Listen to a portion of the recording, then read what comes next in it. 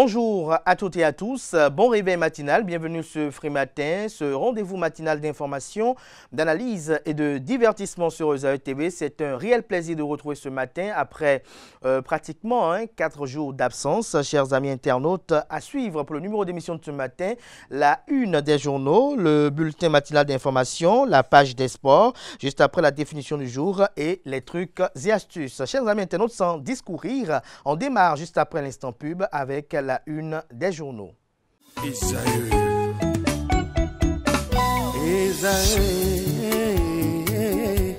Vous recherchez une école de référence pour une double formation universitaire et professionnelle de qualité? Voici l'opportunité à ne pas rater. L'École supérieure d'administration, d'économie, de journalisme et des métiers de l'audiovisuel ESAE vous offre des programmes d'enseignement en licence et en master orientés vers l'emploi qui font d'elle une référence à travers les filières de l'administration générale et territoriale, l'administration du travail et de la sécurité sociale, droit, diplomatie et relations internationales, administration hospitalière, universitaire et intendance, journalisme et métiers de l'audiovisuel et toutes les filières des sciences de gestion. Une seule adresse, www.esae.bj. Rendez-vous dès maintenant sur nos campus ESAE Bedjromende au numéro 90 93 65 21 ou au numéro 98 98 14 00. Paracourt sur le numéro 52 46 12 12. Aboumé-Calavi au numéro 52 88 44 44. Akpakpa au numéro 52 88 33 33. ESAE, l'excellence à un nom.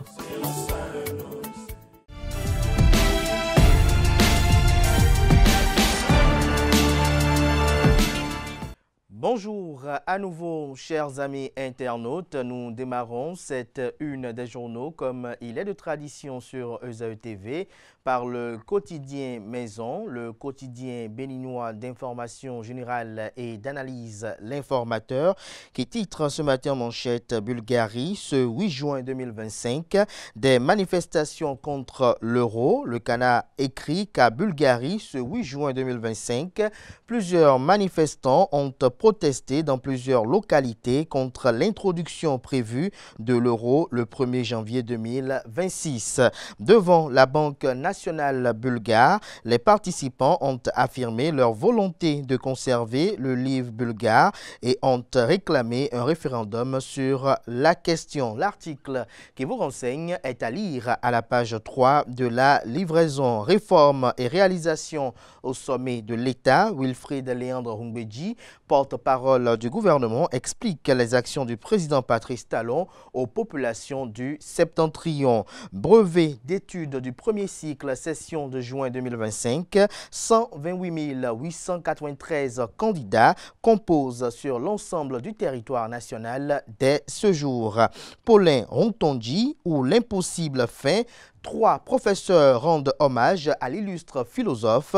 Retrouvez le compte rendu de cet hommage mémorable à la page 6 de la livraison. À l'oreille droite, le titre Journal École qui convie les fidèles lecteurs à découvrir dans les colonnes de sa parution les productions journalistiques du jour des étudiants en formation sur les différents campus de l'ESAE, l'École supérieure d'administration, d'économie, de journalisme et des métiers de l'audiovisuel, ESAE qui est présente à Cotonou, à Aboumé-Calavi et Paracourt. Le matinal ce matin en manchette, lutte contre les groupes armés au Bénin, un nouveau commandant à la tête de l'opération Mirador. Le Cana nous apprend que le colonel Constant Aïnou n'est plus le commandant de l'opération Mirador. Par décision numéro 25-521-EMG, DS-BP, SCH, SP-C du 4 juin 2025, le chef d'état-major général des forces armées béninoises, le général Fructueux Baguidi, a procédé à la nomination du colonel André Dokuin Fofo, ancien commandant de l'école du Britannique militaire de Bembereke, comme nouveau commandant théâtre de l'opération Mirador. Le désormais ex-commandant de l'opération Mirador, colonel Constant Aïnou, a été nommé le 31 juillet 2024. Retrouvez la dite nomination à la page 6 de la livraison. Entre le 6 mai et le 4 juin 2025, 5025 infractions routières enregistrées sur les routes. Fraternité ce matin manchette, match amical Maroc 1, Bénin 0, laborieuse répétition pour les guépards. Les points positifs à retenir pour les corrections apportées sont à retrouver à la page 3. Sécurité sanitaire des médicaments, levée de la quarantaine pour diclofénac 50 mg et amoxicilline 500 mg. Matin libre ce matin en manchette, politique nationale. Maître Adrien Humbedji, Joseph Djogbenou, la guerre des rusés aura-t-elle lieu? S'interroge le Canard. L'article à retrouver à la page 3. On lit à présent le potentiel qui titre en manchette ancrage du parti politique Bloc républicain de la 10e circonscription électorale. Laurent Nyakadia au dos du cheval cabré, les collines sous la vague verte, l'ex-maire de Glazoué donne le tempo d'une folle mobilisation politique. Paulin Akponan et les leaders politiques déterminés à confirmer la suprématie du bloc républicain. Lire l'intégralité de l'appel de Thior qui boucle la jarre trouée est à retrouver, l'appel en question, j'allais dire, est à retrouver à la page 3 de la livraison. Promotion dans le sport international, Sidikou Karimou nommé au sein du CUISF. On lit également à la une de Le Potentiel de ce matin. Trafic humain Bénin-Togo, Moyen-Orient, un réseau démantelé, faux papiers et complicité révélée. Le Canard écrit qu'un vaste réseau de traite de personnes opérant entre le Bénin, le Togo et le Moyen-Orient vient d'être démantelé. Ciblant de jeunes femmes en quête d'emploi, principalement destinées au Koweït, ce réseau utilisait des structures de placement de main-d'œuvre à l'étranger. Retrouvez la suite du narratif du journal à la page 3 de sa livraison. Le quotidien national d'information ce matin en manchette titre renforcement du tissu industriel, un appui de taille pour l'agroalimentaire. L'article à retrouver à la page 3. Hausse du seuil de pauvreté extrême, des implications multiples pour les États. Bénin intelligent à présent, route béninoise, l'indiscipline tue de plus en plus. 5025 infractions recensées en un mois. Le journal fait part de ses inquiétudes à la page 3 de sa livraison. Nord-Sud quotidien, alerte santé, la variole du singe aux portes du Bénin. L'investigateur du jour ce matin en manchette, Gabriel Lorex à Javon, à propos de la succession, je cite, Patrice Talon même sait que je ferai mieux que lui parce que, fin de citation, retrouvez les circonstances dans lesquelles ces propos ont été tenus dans les colonnes de la parution du numéro 1072 de la parution de l'investigateur du jour. Tribune de Christelle Roudonbo Alioza, la sincérité, le langage des cœurs aimants, c'est le titre de la tribune du jour. Retrouvez des détails sur sa publication dans les colonnes de la parution de ce matin de l'investigateur du jour. Libération ce matin, Cour constitutionnelle, un nouveau secrétaire général nommé, son identité à retrouver dans les colonnes de la parution de ce matin du journal. Le quotidien Honumbo, titre ce matin manchette, guéguerre politique, Union progressiste, le renouveau PRD, Parti du renouveau démocratique. Et si la Cour constitutionnelle s'autosaisit du dossier, s'interroge le Canard, en illustrant son titre du professeur Dorothée Sosa, président de la Cour constitutionnelle. Le Soleil Bénin Info, construction du plus grand marché d'Afrique de l'Ouest à Kassato, du rêve à la quasi-réalité, d'un coût de 135 milliards de francs CFA. Le joyau sera livré en décembre prochain. Patrice Talon laisse une grande empreinte pour la postérité, estime le confrère. Le challenge à présent, micmac autour de la fusion du Parti du renouveau démocratique PRD au sein de l'Union progressiste comme à Moussou, Idi Kolaole, Nago, Humbedji doit passer le témoin, estime le Canard. On lit également à la une du quotidien Le Challenge de ce matin, en un de son élection à la Haute Autorité de l'Audiovisuel et de la Communication AC, le conseiller Basile Chibozo, fidèle à son engagement de reddition de comptes, après Cotonou, Porto Novo et Abomey Calavi, il est accueilli bientôt, notamment à Abomey Calavi. Retrouve des précisions sur son agenda dans les colonnes de la parution ce matin du journal. L'événement précis ce matin en manchette, l'honorable Gérard Benonchi de l'Union progressiste Le Renouveau sur la polémique autour de la fusion entre l'Union progressiste et le Parti du renouveau démocratique PRD. C'est un acte de mariage qui a entraîné la dissolution de l'ex-PRD et de l'ex-UP.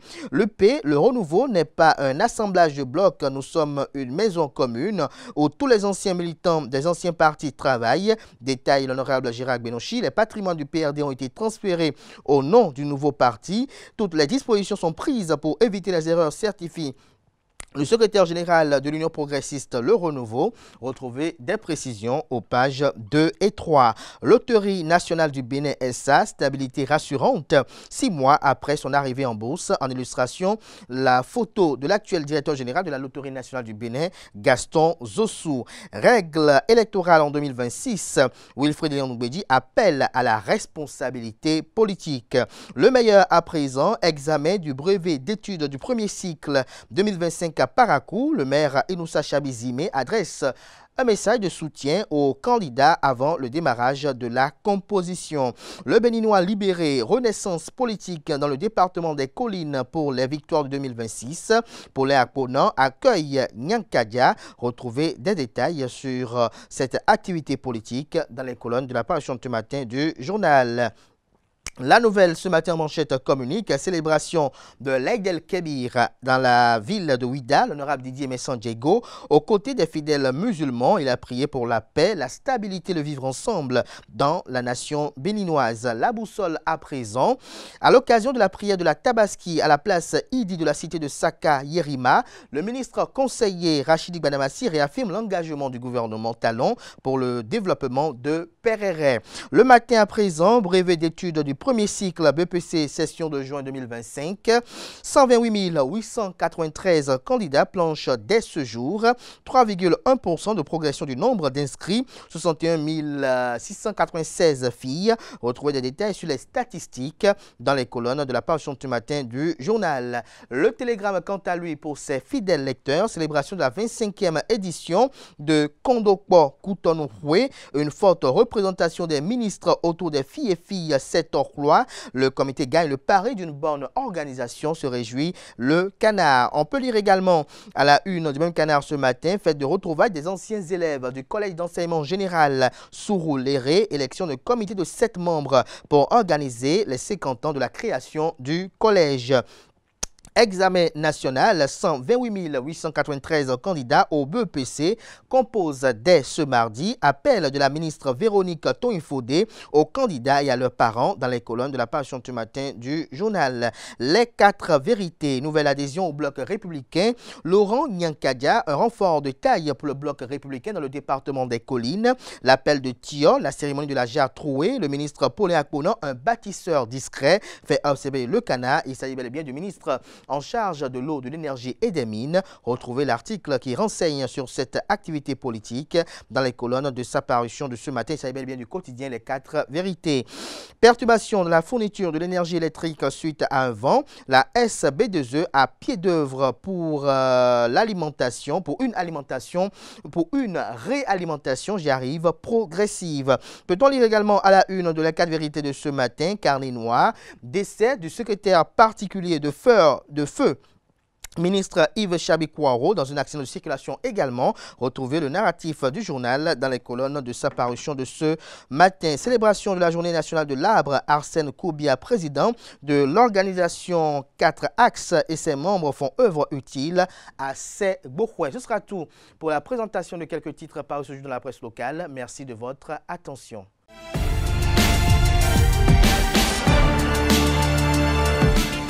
Le bulletin matinal d'information de ce matin est une présentation de Francis Fahami. On le suit. Bonjour à vous, Abdelkader Achirou, à toutes et à tous. Bonjour. L'examen du brevet d'études du premier cycle BEPC, session de juin 2025, a débuté aujourd'hui 10 juin sur l'ensemble du territoire national. Pour cet examen, 128 893 candidats sont en lice selon les chiffres du ministre des Enseignements secondaires, techniques et de la formation professionnelle. Dans un message, le ministre en charge de l'enseignement secondaire a salué les efforts fournis par l'ensemble des acteurs éducatifs au cours de l'année scolaire 2024-2025. Véronique Toinfodé a rappelé que l'examen, depuis sa réforme amorcée l'an dernier, inclut désormais des épreuves obligatoires en sciences physiques-chimie, PCT, et en deuxième langue vivante, LV2, renforçant ainsi la formation scientifique et linguistique des apprenants. Dans un autre registre, Thierry Koukbaga, l'ex-secrétaire particulier du feu de feu ministre des enseignements secondaires techniques et de la formation professionnelle Kwaro Yves Chabi n'est plus. À en croire plusieurs sources, il est décédé dans la matinée de ce lundi 9 juin dans un accident de circulation à Cotonou. Les causes exactes de cet accident mortel ne sont pas encore connues. Il faut rappeler que le ministre Kwaro Yves Chabi et son garde du corps sont morts le 20 février 2025 dans un accident de la route à l'entrée de Parakou alors qu'ils s'y rendaient pour une mission républicaine. Gracien Laurent Aron-Menou, secrétaire général adjoint du Parti du Renouveau démocratique PRD et membre de la direction exécutive nationale du Parti Union progressiste Le Renouveau, était l'invité de ce 8 juin sur Eusavi TV. Avec Abdelkader Achirou et Billy Gaïlaïbi, il a évoqué l'existence ou non du PRD depuis sa fusion avec l'Union progressiste. Suivez plutôt. Si on se fonde sur les textes de la République, le PRD existe bel et bien. Et si vous voulez, je vais démontrer pourquoi le PRD existe. Allez-y.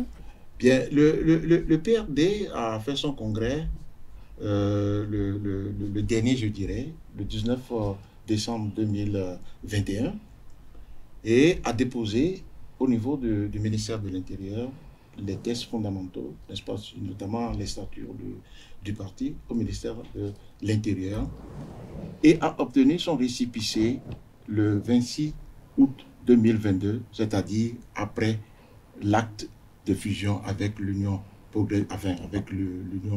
progressiste, Oui. qui est intervenu le 21 août. Et a eu du ministère de l'Intérieur son récépissé définitif le 26 août 2022. Alors, le PRD ne peut donc pas ne pas exister, puisque l'acte qui lui a été donné par le ministère de l'Intérieur est postérieur à la fusion.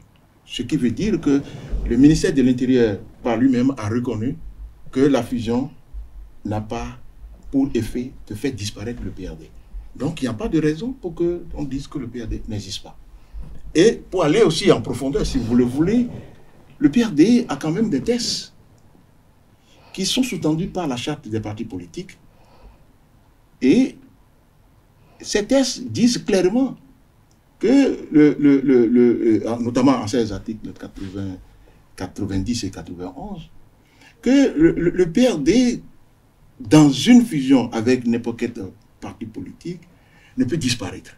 C'est-à-dire, en d'autres termes, qu'est-ce qu'on peut comprendre? On peut comprendre que la fusion, dans les tests fondamentaux même du PRD, la fusion qui est intervenue n'entraîne pas la disparition du PRD au terme des articles 80, 90 et 91 des statuts du parti. Et ça dit que le PRD peut se désolidariser ou peut divorcer à n'importe quel moment de l'autre parti avec lequel il s'est mis ensemble. Est-ce qu'il peut revenir seul? Vous permettez que je vous explique un peu les tests. L'article 111 de ces mêmes statuts disent que pour que le PRD disparaisse, c'est dans les tests et déposé au ministère de l'Intérieur. Pour que le PRD disparaisse, n'est-ce pas, il faut qu'il y ait un congrès qui est destiné à entériner la disparition du PRD, et que pour les congressistes qui sont invités, n'est-ce pas, à cette assise-là, il faut que les 3/4 acceptent de dire que le PRD disparaisse. Nous n'avons pas eu. Il n'y a pas eu de congrès. Il n'y a pas eu de congrès. Il y a eu certes le Conseil national, et le Conseil national ne se substitue pas à ce congrès dont je viens de parler. C'était l'occasion également pour Gracien Laurent Aron-Menou d'évoquer le fonctionnement et surtout le mode de prise de décision au sein du parti politique. Plus de précision dans cet extrait de son argumentaire. Lorsqu'on veut prendre des grandes décisions, il faut prendre les grandes décisions en tenant compte de cette formation politique, le PRD. Est-ce qu'il y a des décisions qui ont été prises au sein de l'Union progressiste Le Renouveau sans prendre en considération le PRD? Bien sûr que oui. Nous sommes allés, on a fait notre fusion le 21 août dont je parlais tout à l'heure. Mais déjà au soir de ce rassemblement que nous avons eu au stade, on dit au PRD d'envoyer 10 personnes. 10 personnes pour 10 personnes. On ne savait pas pourquoi. C'est arrivé sur les lieux, les personnes faisaient partie de ces 10 personnes, n'est-ce pas? Qu'on s'est rendu compte que les 10 personnes devaient appartenir à un bureau politique. Le bureau politique de la nouvelle formation du P, le Renouveau. Et après qu'on ait installé le bureau politique, on dit une fois que le bureau politique est installé, le bureau politique donne lieu à ce que la direction exécutive nationale se constitue. Ce que nous avons voté est accepté. Et on a donné la liste des personnes qui appartiennent à la direction exécutive. Je dois préciser que parmi les 10, pour les 10 personnes, c'est sur 120 et quelques personnes. Parce que j'allais demander les autres, ils sont au nombre de combien? C'est ce que je dis. Nous sommes 10, Sur 121. 10 sur 120 et quelques personnes au bureau politique. Oui, c'est pas négligeable lorsqu'on sait que c'est bien négligeable. Le non-progressiste de renouveau, il y a aussi au sein, si vous revendiquez le PRD, il y a la Renaissance du Bénin qui va se revendiquer aussi, le PSD, de Bruno Amoussou, bien d'autres formations politiques. Attendez, je vais vous dire. Oui. C'est l'idée ou l'esprit qu'on a développé. Tout cela existait avant que le PRD n'arrive. Tout cela existait en l'UP et avait déjà les structures de base avant que le PRD n'arrive.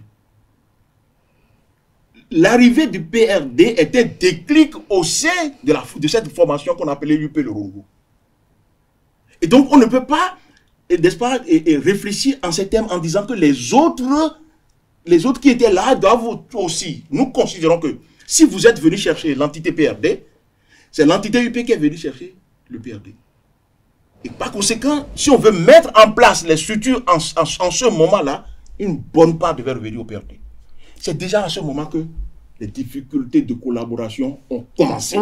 Le landerneau politique béninois est agité depuis quelques semaines par la crise au sein de la fusion du Parti du Renouveau démocratique et de l'Union progressiste, fusion nouée depuis 2022. Une actualité qui est diversement commentée de part et d'autre au sein de la classe politique. Au micro de Nassirine Fatoumbi et de Quentin Amoussou, Agapite Napoléon Maforican exprime son point de vue. Le PRD ne peut pas se retirer de l'UPR. Il peut y avoir un autre PRD.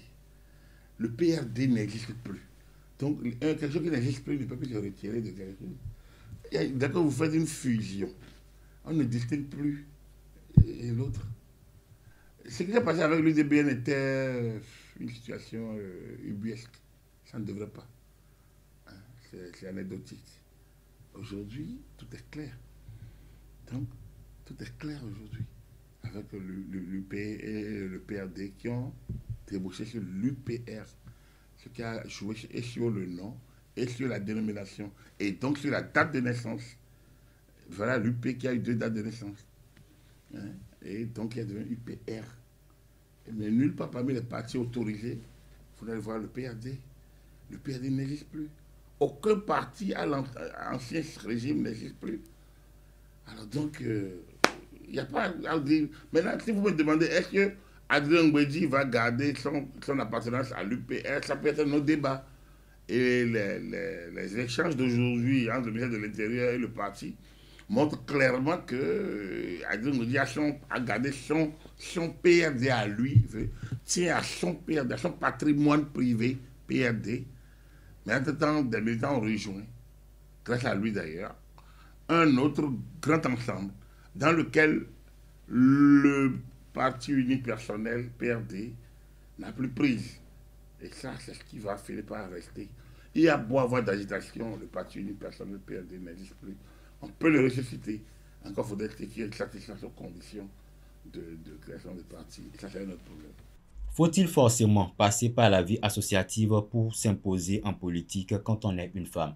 C'est une interrogation à laquelle Yannick Mireille Diogo, spécialiste des questions de genre et de leadership féminin, s'est livré au micro de Tatiana Aranda-Gemea au cours de l'émission Politiquement Féminin. Suivez plutôt.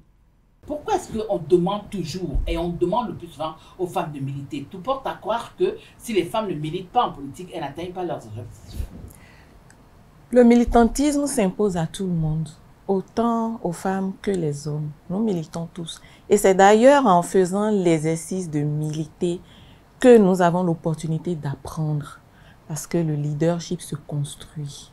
Et donc c'est en militant qu'on apprend chaque fois qu'on se heurte aux difficultés, nous développons les capacités chaque fois de lever ces barrières-là, d'affronter ces difficultés et d'avancer. Donc, on ne peut pas faire la politique sans militer. Ah ouais? Oui. Mais il y en a qui font la politique sans militer, hein. On voit comment ça se passe, hein. On parle de X à Y, on n'a pas besoin de militer forcément. Oui, il y a effectivement de ces cas, mais ce n'est pas la norme, ce n'est pas ce qui doit être.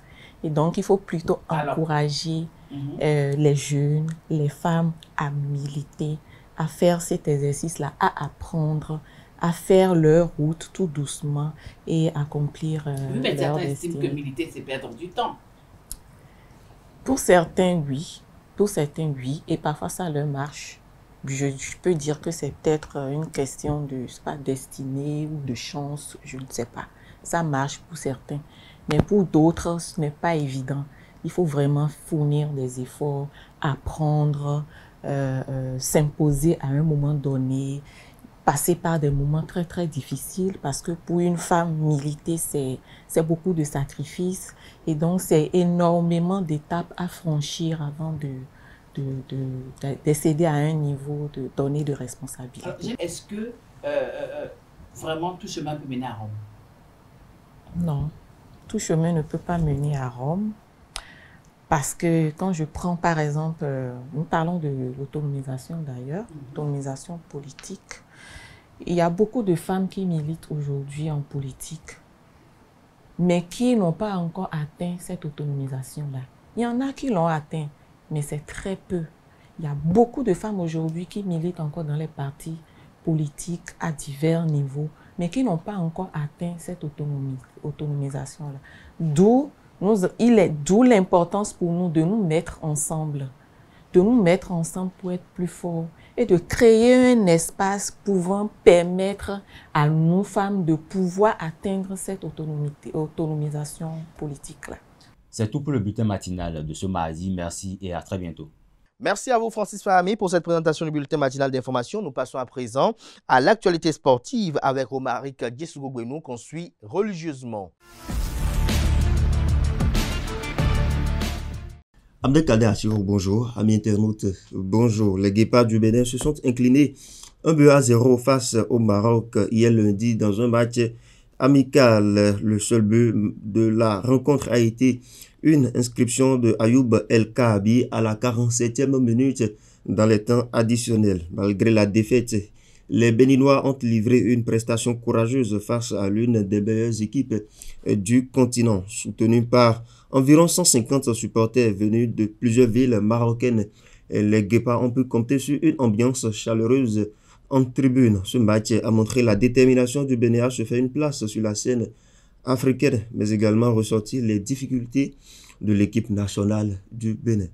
Encore quelques jours et les rideaux seront tombés dans le cadre de la Ligue professionnelle de football du Bénin en ce qui concerne la saison 2024-2025. En attendant la rencontre finale de cette saison, quelle a été la production de la 34e journée de ce championnat au Bénin? Quels ont été les résultats donc sur les différentes pelouses le week-end écoulé? Je vous propose le récapitulatif de la dernière journée de la Ligue Pro du Bénin dans cet élément. 34e journée de la Ligue Pro du Bénin, une fin de saison riche en émotions. La saison 2024-2025 a livré son verdict dans les différents groupes au terme d'une ultime journée haletante. Dans la poule A, Béké s'est incliné devant Dynamo de Parakou, 0 but contre 1.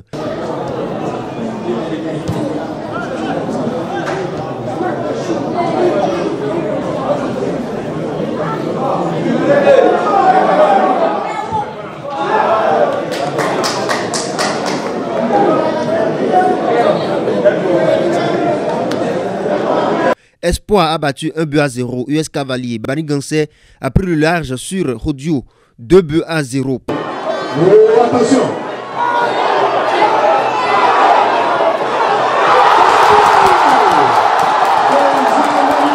Panthère a battu AS Tonnerre, 1-0.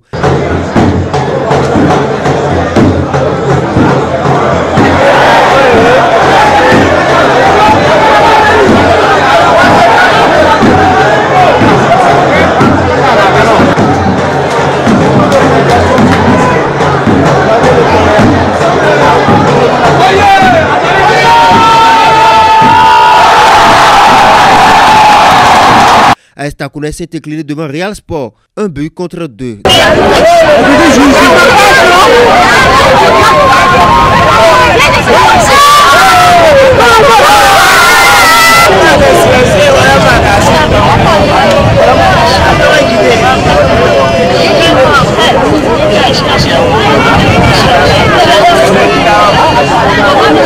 Dadje et Buffle du Borgou ont fait 0 but partout.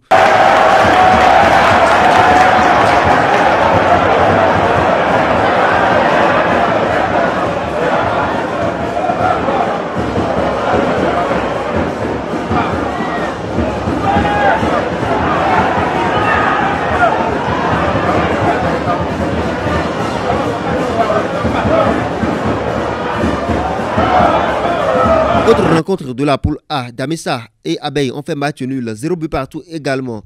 Dynamo d'Abomey a battu Boa de Sinandé 2-0. Dans la poule B, Asvo s'est imposé devant Sobemap 1-0.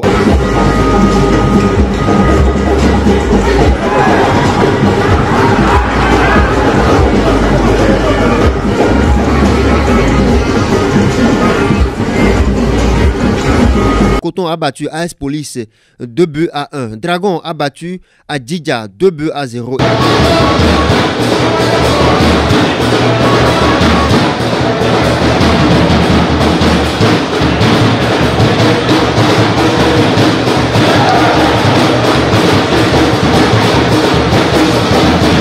Et Loto Popo s'est incliné devant Dynamique FC 0 but contre 1.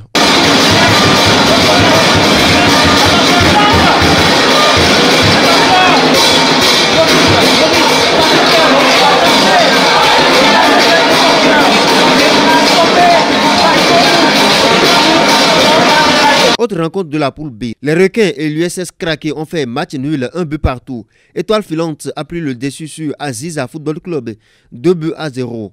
Au terme de cette 34e journée, il faut retenir que 18 clubs sont qualifiés au titre de la première division dans la poule A. Dadje Football Club, US Cavalier, Loto Popo, Espoir FC, Rodio FC, Damissa, Dynamo d'Abomey, Buffle du Borgou, Bani Gansé ont réussi à prendre le dessus. Au niveau de la poule B, Coton, AS Obemap, Dragon, Ayema, USS Craqué, Asvo, AS Cotonou, la jeunesse sportive de Kobe et Aspac discuteront lors de la prochaine saison la première division. Moment fort de cette 34e journée, Real Sport a arraché son maintien dans l'élite in extremis, évitant la descente en 3e division et laissant AS Tonnerre prendre sa place. Avranco Omnisport n'a pas su inverser la tendance et jouera donc en Ligue de la saison prochaine.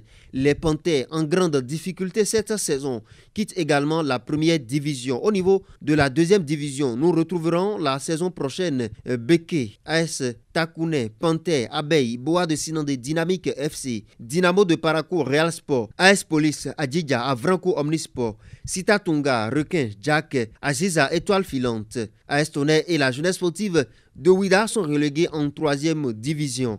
En attendant la bataille entre Dadje Football Club et Coton, qui discuteront donc la grande finale pour le titre de cette saison le week-end prochain, le rendez-vous est pris pour la saison 2025-2026 avec des chocs attendus, des derbys bouillants et une lutte acharnée pour le titre de l'année. Sportivement, votre. Et puis lors de cette 34e journée de la Ligue professionnelle de football du Bénin, Dadje Football Club et les Buffles du Borgou se sont opposés. Un match fort en intensité qui s'est achevé sur le score de 0 but partout. Un match nul, un score qui permet à Sonep Dadje Football Club de se conforter donc au niveau de sa place de leader au classement et de confirmer sa qualification pour la finale où elle sera opposée donc à l'équipe de Coton Football Club. Ce score permet également aux Buffles du Borgou d'obtenir leur qualification pour la première division de la prochaine saison. Au thème de la partie, les deux entraîneurs des deux équipes se sont exprimés. Ils sont ici au micro de Anaël Do. Je peux dire que j'ai accompli un peu ma mission. J'étais à cœur vraiment de ramener cette équipe qui est les Buffles du Borgou parce que, à part les Dragons de Lomé, je pense que les Buffles sont l'équipe la plus titrée du Bénin. Donc je pense que la mission était assez difficile, mais on avait à cœur de le faire. Les matchs antérieurs nous ont permis de faire ce nul-là pour pouvoir nous maintenir. Et félicitations vraiment aux joueurs, félicitations à tout le staff, à toute la direction sportive de la CIRAD, au bureau dirigé par le président Maman Chabi, et à tout le monde, tous les supporters, ceux qui nous soutiennent. Moi, je n'ai été que, on va dire, le guide, la tête de gondole de ce projet. Et on est très très heureux de faire plaisir à tout le pays paraquois parce qu'aujourd'hui, je pense qu'à Parakou, tout le monde est en joie parce que BUF est maintenu en première division. On a joué sur notre point fort, on est la meilleure défense du championnat. Donc on a essayé de dire aux gars, allez, on va serrer les coudes, on ne va pas aller les chercher, on va faire un bloc un peu mi-terrain, des fois à bloc bas, et on a essayé de défendre. C'est vrai qu'on a souffert, physiquement on a beaucoup couru, mais ils étaient déjà avertis, je leur ai dit qu'on va beaucoup courir. Et Dieu merci, au bout du finish, on obtient ce match qui nous maintient en Ligue 1, on est très très contents. Il fallait le faire. Ça a été un championnat très long, très harassant. On a dû parcourir souvent près de 600 km dans le nord pour aller chercher cette première place.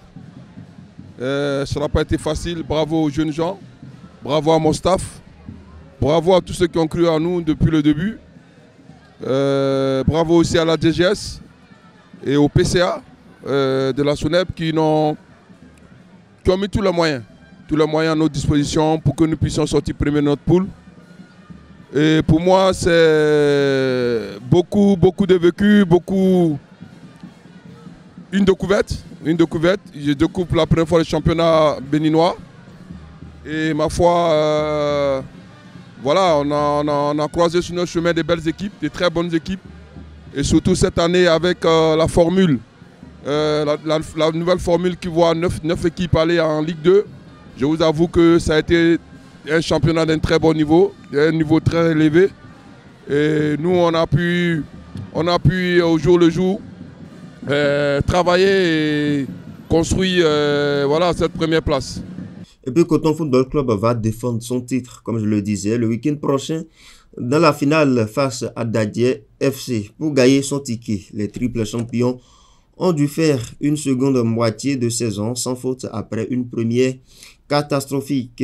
Les poulains de Victor Zuncar ont battu AS Police 2-1 samedi dernier lors de la 34e journée de la Ligue Pro qui était donc la dernière journée également. Suivez ici les impressions du coach Victor Zuncar.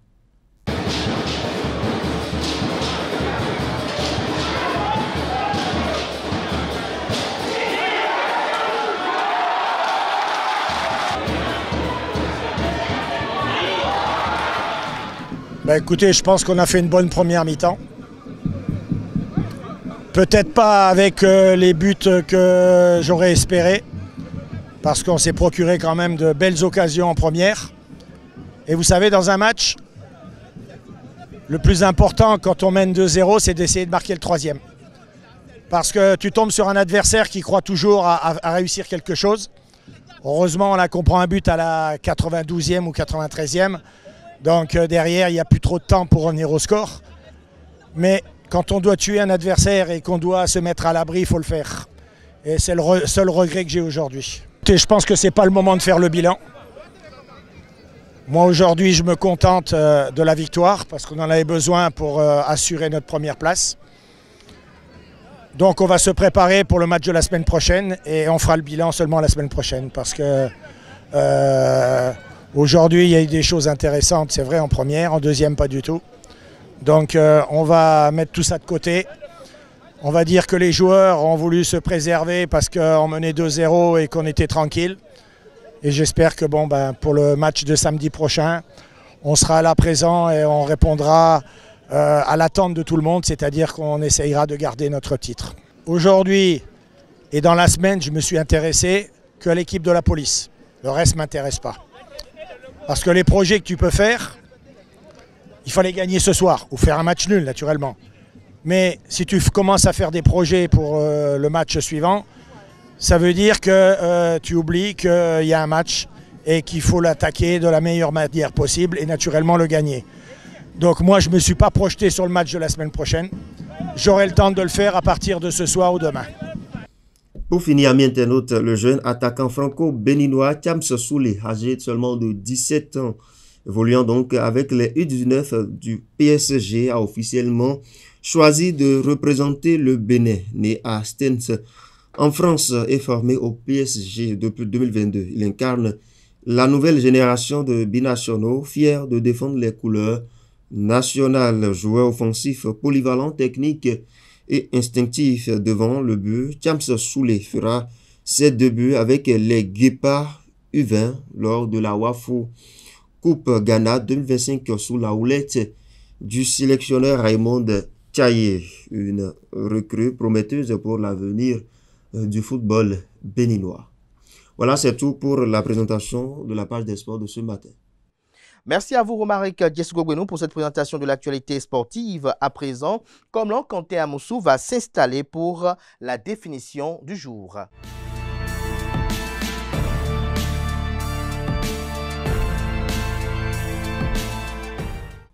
L'expression de ce matin, c'est « chacun prêche pour sa paroisse ». Amis internautes, bonjour. Cette expression est d'origine française. Elle se dit d'une personne qui, bien qu'affichant une certaine objectivité, favorise dans son argumentaire son camp ou encore son groupe. Il s'agit d'un comportement égocentrique où les individus privilégient leur propre groupe ou cause, même en l'absence de justification objective. Et voilà, elle se veut courte. La définition de ce matin. Merci, à jeudi prochain pour une autre expression. Merci à vous, Quentin Amoussou, pour cette présentation. On va suivre à présent Atifa Olafa pour les trucs et astuces.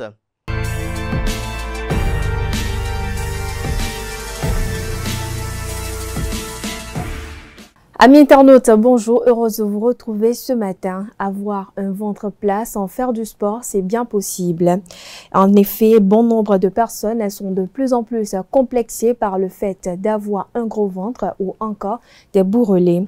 Eh bien, si vous trouvez que aller faire du sport afin d'obtenir le résultat escompté semble très difficile, alors voici quelques astuces qui pourront vous aider rapidement et facilement. Alors comme première astuce, déjà amis internautes, éliminez les boissons sucrées et boire de l'eau.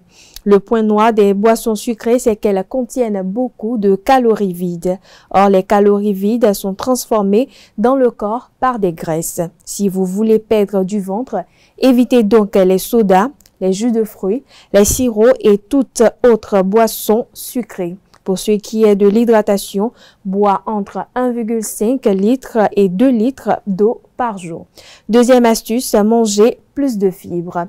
Les aliments riches en fibres apportent une sensation de satiété plus rapide et plus durable, ce qui limite donc la sensation de faim et donc le grignotage. De plus, les fibres favorisent le transit intestinal et aident à éliminer les déchets. C'est donc doublement bénéfique pour perdre du ventre.